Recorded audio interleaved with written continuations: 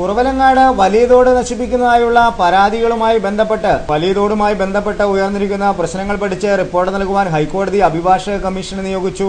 Advocate സുഹറയാണ് commission അംഗം. വലിയ തോടിന്റെ വീതി കുറച്ച് സമാന്തര പാതയുടെ നിർമ്മാണം നടത്തുന്നതിനെതിരെ ബിജെപി ജില്ലാ treasurer T A Harikrishnan, centre for socio economic and rural studies chairman P O Varkey എന്നിവർ സമർപ്പിച്ച ഹർജി പരിഗണിച്ചപ്പോഴാണ് കമ്മീഷനെ നിയോഗിക്കുവാൻ കോടതി തീരുമാനമെടുത്തത്. പ്രശ്നവുമായി ബന്ധപ്പെട്ട് അഡ്വക്കേറ്റ് സുഹറ താമസിയാതെ കുറവലങ്ങാട്ടെത്തി തെളിവെടുപ്പ് നടത്തും. ജനുവരി 7-ന് കേസ് വീണ്ടും പരിഗണിക്കുമ്പോൾ റിപ്പോർട്ട് നൽകാനാണ് ഹൈക്കോടതി ഉത്തരവ് നൽകിയിരിക്കുന്നത്. 7 വരെ തോടിന്റെ കാര്യത്തിൽ തൽസ്ഥിതി നിലനിർത്താൻ കോടതി നിർദ്ദേശിച്ചിട്ടുണ്ട്.